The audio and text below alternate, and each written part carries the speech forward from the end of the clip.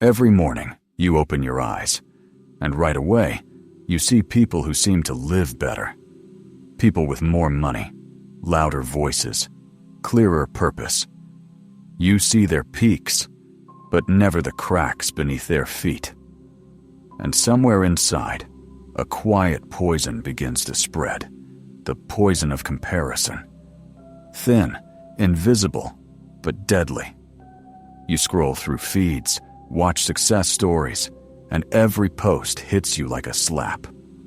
Why not me? Why am I still here while others are already there? But here's the truth. You're not supposed to be there. You're supposed to be here. Because here is where your story begins. And if you stop looking at someone else's map, you might finally see your own. Peterson says it with brutal clarity. Compare yourself to who you were yesterday, not to who someone else is today. That line hits like a strike to the chest because it demands honesty. You can fool your friends, your parents, the internet, but you can't fool your past self. Yesterday's you is your most accurate enemy, and your only real guide. Look at him. See what he did, what he avoided, what he feared. Then ask yourself, can I be one step better than that man? Not a mile, not a miracle, just a step. Small, but real. The world we live in thrives on illusion. Every screen shouts perfection. Every photo, every success story tells you that you're behind. You start running, not toward your purpose, but away from your shame. You can move cities, change your clothes, your name, your crowd. But the man in the mirror doesn't change. He's the same. Still searching for validation. Still forgetting that his only competition is the reflection staring back. You want to be strong? Then measure how much stronger you are than yesterday. You want to be wise? Then remember what you've learned that you didn't know before. You want to be free? Then let go of one thing that chained you yesterday. That's it. That's the path. Not in giant leaps, but in silent steps. Yet most people don't want that kind of honesty. It's easier to say, I'm a failure, because someone else is winning, than to admit, I'm standing still, because I'm not moving. Other people's success is a comfortable excuse. It keeps your hands clean from responsibility. As long as you look outward, you don't have to look inward. And inward is where the truth lives. The ugly, uncomfortable, necessary truth. You are not supposed to be better than anyone else. You're supposed to be better than the man you used to be. That's the deal. That's the fight. Every day, you wake up to a new version of you. One that's waiting for proof that you're serious this time. You can't talk your way past him. You can't fake growth. You either show it or you don't. When you start living this way, life stops being a race and becomes a climb. The slope is still steep. The fall still hurts. But every meter upward is yours. And there's something sacred about that. Because you stop measuring life in likes, in numbers, in envy, and start measuring it in courage. How many times did you stand up when no one clapped? How many times did you push when no one watched? That's the real scoreboard. Peterson's idea isn't soft. It's not a self-love mantra. It's war. A war against your lesser self. Against the part of you that's lazy, jealous, bitter, resentful. And every time you resist the temptation to compare, you win a battle.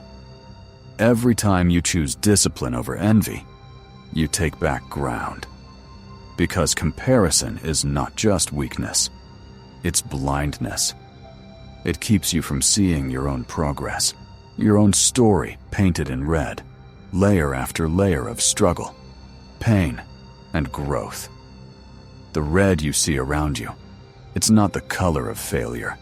It's the color of evolution, the color of effort, the color of blood that marks every honest attempt to rise above the man you were.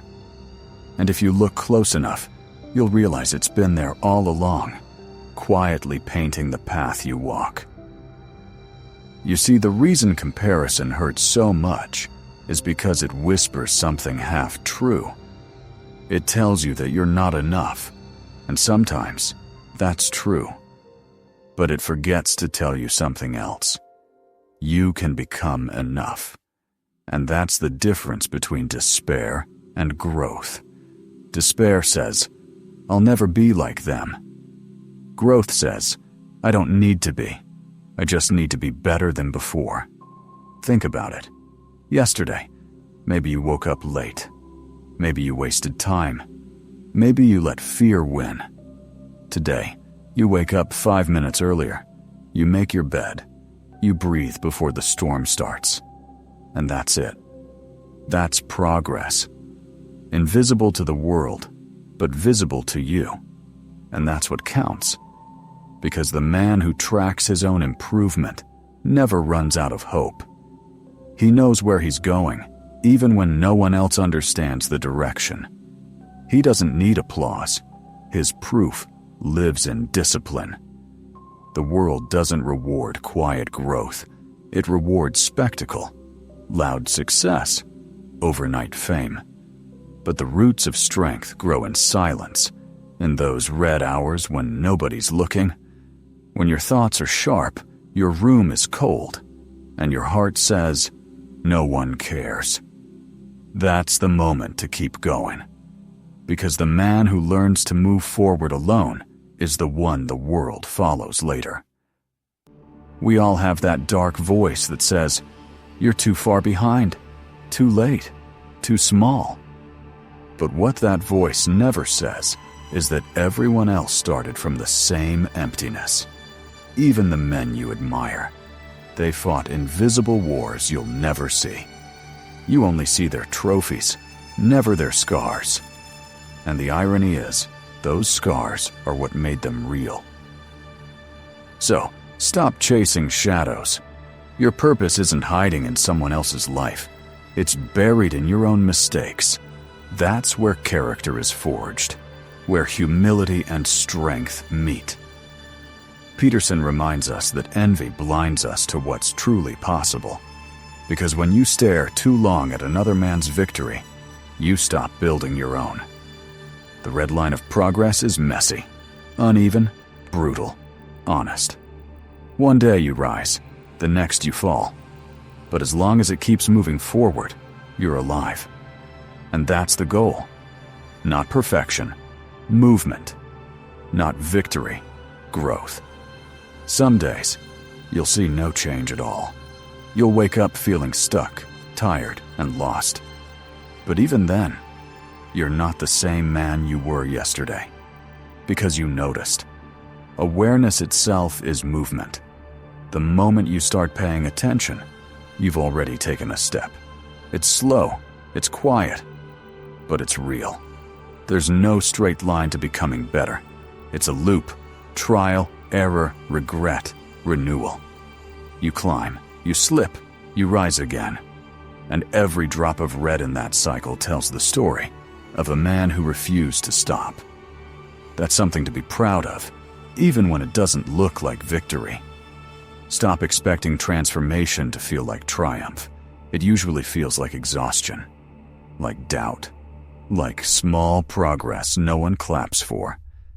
But that's what makes it sacred, because it's earned. No shortcut, no filter, no applause, just quiet effort that hardens into strength. And here's the truth that comparison hides. Most people you envy aren't doing better than you. They're just louder about their wins. But their nights are red too, filled with the same fear, the same hunger, the same chaos. We're all fighting different versions of the same war. So stop looking sideways. Look backward, at who you used to be. That's the only honest measure of success. If the man you were a year ago could see you now, would he respect you? Would he see the discipline in your eyes or the excuses in your posture? That's the question that matters. And when you can answer it without shame, you'll finally understand what progress really means. Because growth isn't about outrunning anyone. It's about outlasting yourself. You don't need to move fast, just forward. And if you keep that red line alive, even when it burns, even when it bleeds, you're already winning. But there's something deeper than self-improvement, something beyond progress itself. Because once you start changing, once you begin to rise, another question hits you. What's the point of all this? You can build discipline, wake up early, lift, work, grind. But if you don't know why, the weight starts to crush you. And that's where most men break. They master the mechanics of success, but they forget the meaning behind it. Peterson calls this out clearly. Pursue what is meaningful, not what is expedient. Expedient means the shortcut, the quick fix, the easy win that looks good now but costs you later. And our world is full of it. Everything's designed for speed, fast money, fast pleasure, fast validation. But every shortcut steals something from you, your depth, your patience, your purpose. Meaning, on the other hand, asks for a price. It demands sacrifice. It doesn't care about convenience. Meaning is slow, heavy, red like the forge. It burns you, shapes you, tests if you're real. It asks, will you still do it when no one's watching? Will you stay when it hurts? That's where a man discovers his spine. We live in a time where attention is currency, and everyone's chasing it like oxygen. Likes, views, praise. It feels like power. But the truth is, every time you trade meaning for attention, you sell a piece of your soul for pennies. And that's why so many strong-looking men feel hollow inside. They built an image, not a life. Meaning doesn't sparkle. It grounds you. It's the quiet reason you wake up when no one's forcing you to. It's the decision to keep your word, even when no one would blame you for quitting. It's what you choose when there's no reward, no spotlight, no applause. It's the kind of fuel that doesn't burn out. It burns through you. Peterson says that meaning is tied to responsibility. And he's right. Because responsibility is the only thing heavy enough to make a man stand tall. Without it, you drift. You become just another body moving from dopamine hit to dopamine hit. Always hungry, never full. Responsibility, though, that's the anchor. It gives weight to your existence. You pick up a burden, something hard, something worth carrying, and suddenly your life starts making sense again. It's strange, but true. The more responsibility you take, the more meaning you find. The more you avoid it, the more chaos you invite. Every man has to choose his pain, the pain of discipline or the pain of regret. One builds you, the other breaks you. Meaning isn't soft or poetic. It's raw. It's waking up every day to fight the same invisible battles, to face the same doubts, to build something that no one else can see yet. And the world won't thank you for it, but your soul will. When you chase what's expedient, you're thinking like a child. You want relief, not growth, comfort, not strength. And comfort always betrays you. Because the second life hits you hard, you realize you've been padding your armor with paper. But when you chase meaning, you stop asking, what do I get from this? And start asking, who do I become because of this? And that shift changes everything. You start living with direction instead of impulse. You start acting with intention instead of fear. You stop being tossed around by the chaos. And instead, you face it head on. Because now, you know why you're doing it. Every man needs that why. Without it, you'll end up chasing 1,000 empty goals, each one leaving you more lost than before. You'll climb ladders leaning against the wrong walls. You'll collect rewards that feel like sand in your hands. But with meaning, even your suffering starts to make sense. It becomes fuel. You stop asking, "Why me?" and start saying, "Try me." That's not arrogance. That's clarity. That's the moment a man realizes that meaning doesn't protect you from pain. It gives pain a purpose. So if you feel lost, don't look for what's easy. Look for what matters. Ask yourself, what's worth the wait? What would you do if no one ever noticed? What responsibility scares you, but calls you anyway? That's the path. That's where your meaning hides. And once you start walking it, the shortcuts stop tempting you. Because deep down you know, real men don't chase comfort. They build something that outlives it. You'll notice something strange once you start living with meaning. Life doesn't suddenly get easier. It gets heavier. But that's exactly how you know you're walking the right path, because the weight you carry starts to feel right. It fits you. It's no longer a burden. It's proof. Most men spend their lives trying to drop the weight, to escape responsibility, to find some secret path where everything just clicks. But that path doesn't exist. The only click you'll ever hear is the sound of your own boots hitting the ground, step by step, under the load you chose to carry. That's what turns a boy into a man. Not comfort, not applause, but the decision to keep walking. And here's the paradox. The more you take on, the stronger you get. At first, responsibility feels like chains. Then, over time, it becomes armor. You start to realize that freedom isn't doing whatever you want. It's having the strength to do what's necessary. That's why meaning and freedom aren't opposites.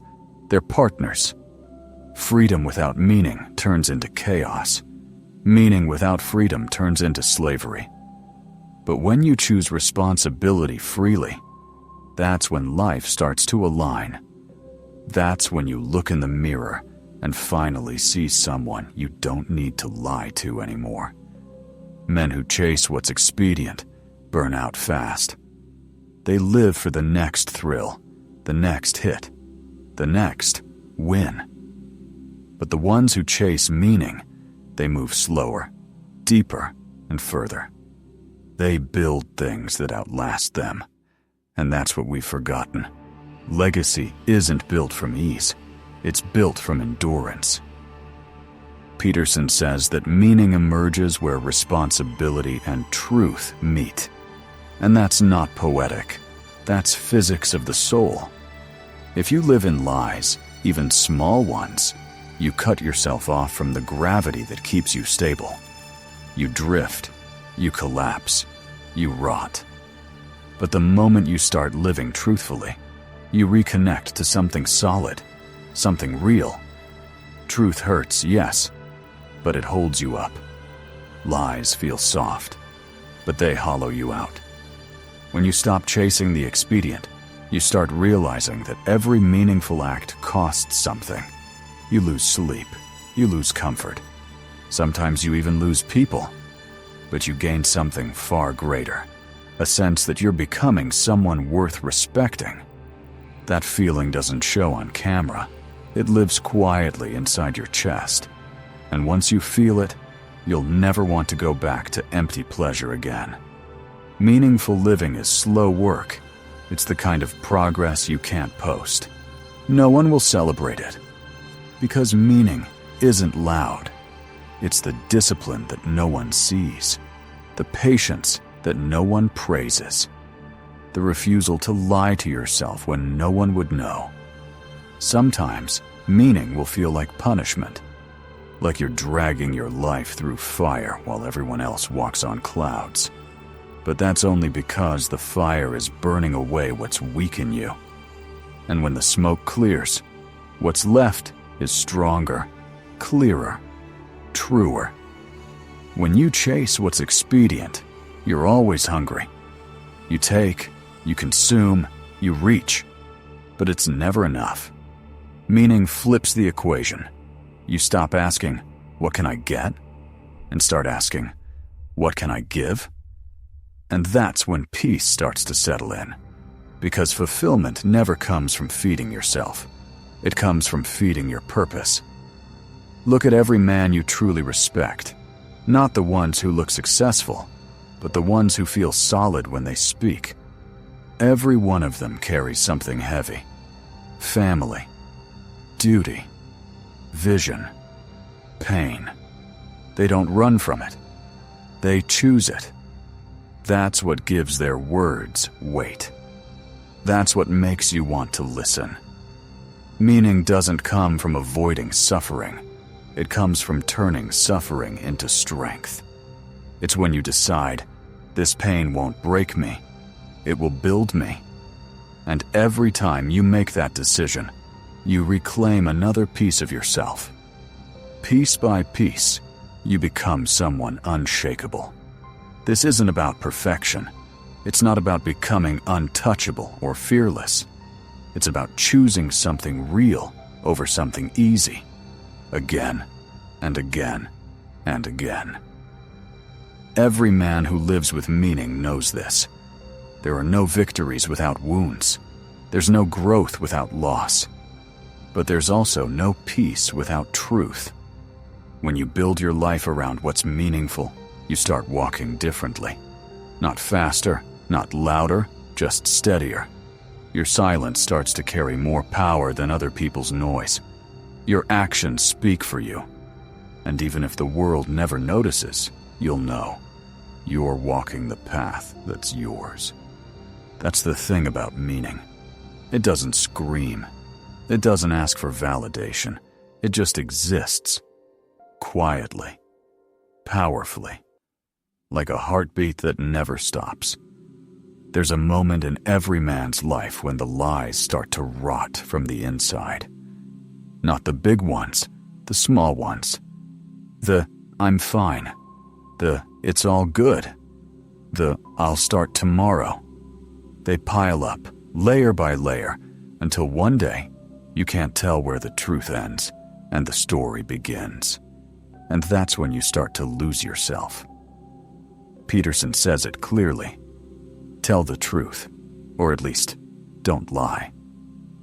It sounds simple, but in practice, it's one of the hardest things a man can do. Because truth demands exposure. It demands vulnerability. And we've been trained to see vulnerability as weakness. But truth, real truth, is a weapon. Not against others, but against the chaos that builds inside you when you hide. Every lie you tell is like putting a stone in your own pocket. You can still walk, sure. But eventually, the weight becomes unbearable.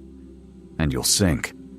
Not from what others did to you, but from what you refuse to face in yourself. Men lie to survive, to fit in, to protect their pride. We lie to our friends, to our women, to our families. But most of all, we lie to ourselves. And that's the most dangerous kind. Because self-deception turns your whole world into fog. You stop trusting your own instincts. You stop knowing what's real. You build a life that looks good on the outside, but feels hollow when you're alone. That's why truth matters. Not because it makes you right, but because it keeps you alive. The truth burns. It cuts. It strips away the stories that make you feel safe. But that pain, that sharp, clean pain, it's the beginning of strength. Because once you stop lying, you stop running. You finally face yourself. And that's where a man begins to grow again. See, lies always promise peace. They tell you, just say what they want to hear. Just act like everything's fine. Just don't make a scene. But peace built on lies is poison. It's a mask that eats your skin. Sooner or later, it falls off, and the truth underneath is uglier than ever. You don't have to tell the whole truth to everyone. That's not what this rule means. Sometimes silence is wiser than speech. But what you can't do, what destroys you, is speak against what you know to be true. When you lie, you divide yourself. Your mouth says one thing, your soul says another. And over time, that split becomes unbearable. Truth unifies. It brings all the pieces of you back into one. You start to move with integrity again. You start to feel like you can look people in the eye. And more importantly, you can look yourself in the mirror. That's power.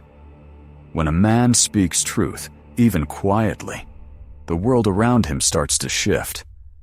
Not because his words are magic, but because truth creates order. It clears the fog. People start to trust him. Not because he's perfect, but because he's real. You can't build strength on lies. You can build an image, yes, but it'll collapse the moment life hits you hard. Only truth can handle the weight of chaos. Because truth doesn't break. It bends. It adapts. But it doesn't twist into something false. Peterson calls lying a form of corruption. And he's right. Because every lie reshapes your soul in small, silent ways. You lose clarity. You lose courage. You start fearing your own reflection. And the more you do it, the further you drift from who you were meant to be. But when you start speaking truth, even small truths, you start coming back. You rebuild. You find your voice again. You start noticing that your back straightens. Your breath deepens. Your words carry more weight. Truth has gravity. And when you start living by it, you walk differently. You don't chase approval. You earn respect. Not from everyone, but from the kind of men who recognize what it costs to be honest. You can't fake that. You can fake confidence, charm, success, but you can't fake truth. People feel it. It's raw, it's quiet, it's undeniable. And once you start walking in it, you stop fearing exposure because you've got nothing left to hide. The hardest truths to tell aren't to others. They're to yourself. Am I doing what I said I would? Am I really trying, or just pretending? Am I living with purpose, or running from pain? Those are the questions that strip you bare, and most men run from them. But the ones who don't, the ones who face those questions in silence, they become unbreakable. That's what this rule is really about. Not about preaching truth to others. It's about living in alignment with yourself. So that when chaos comes, and it always comes, you can stand in it, calm, steady, and unashamed. The truth isn't some holy light shining from the sky. It's something you drag out of the mud, piece by piece, every single day. It's ugly at first. It smells like shame, like fear, like every mistake you ever tried to bury. But that's the cost of being real. You don't find the truth, you earn it. Most men never do. They build a life made of stories, excuses, half-truths, and then wonder why it all feels fake. Because it is fake. You can polish a lie until it shines. But deep down, you'll always feel the rot underneath. It's the quiet voice in the back of your head that whispers, "You know this isn't you." Telling the truth doesn't mean confessing everything to everyone. It means refusing to become a man who hides behind his own mask. You stop saying what's convenient. You stop living by other people's scripts. You start saying what's true, even when your voice shakes. And when you do that, when you stop betraying yourself, you start to see the world for what it really is. Truth changes how you move. You walk slower, but with purpose. You talk less, but your words land heavier. You start cutting through noise because you're done pretending. The chaos around you doesn't disappear, but now it has borders. You've drawn a line, and behind that line stands a man who finally knows what he believes. The truth won't make you happy. Not at first. It'll ruin the illusions that kept you comfortable. It'll cost you fake friends, fake peace, fake stability. But what you get instead is a foundation that doesn't collapse when life hits you hard. That's real freedom, not comfort, not safety, but the solid ground of knowing you don't have to remember who you pretended to be yesterday. You start sleeping better. You start breathing deeper. Not because the world got easier, but because you stopped fighting yourself. That's what people don't understand. Truth isn't about others. It's about ending the war inside. Peterson said it. The truth is what burns. And that's exactly why you need it. Because the fire doesn't just destroy, it purifies. Every lie you let go of, every truth you finally speak, melts away a little more of the weakness that kept you small. And when you finally stand there, bare, without the layers of bullshit, you realize something simple. You were never afraid of the world. You were afraid of being seen. And the truth, it makes you visible, but it also makes you untouchable. Because a man who stands in truth can't be manipulated. He can lose money, people, even reputation. But he can't lose himself. He's solid. You can't bribe him with comfort or scare him with pain. He's already looked himself in the eye and made peace with what he saw. That's power. Not loud, not arrogant. Quiet, heavy, grounded power. The kind you feel when a man says just a few words and you believe him. Because you can hear that he's done lying. So maybe that's where it starts for you too. Not a grand revelation. Not some holy moment. Just one small truth you decide to stop avoiding. You tell it once, then again tomorrow, and little by little the fog begins to lift. The lies fall away. The noise fades. And what's left is you. Raw. Unfinished. But real. That's what Rule 8 is really about. Telling the truth, not because it's easy, but because it's the only thing that gives your life weight. It's the only thing that keeps your spine straight when everything around you starts to crumble. Truth won't make you perfect. It'll make you authentic. And that's rarer than perfection will ever be. So next time you feel that split inside you, that quiet tension when your mouth says one thing and your heart says another, stop. Take a breath. And choose the side that hurts now instead of the one that kills you slowly. That's the fire. Step into it. Let it burn away everything false. And when the smoke clears, you'll see what's left standing. It'll be you, the man who finally stopped lying, the man who can finally walk in truth and never look back.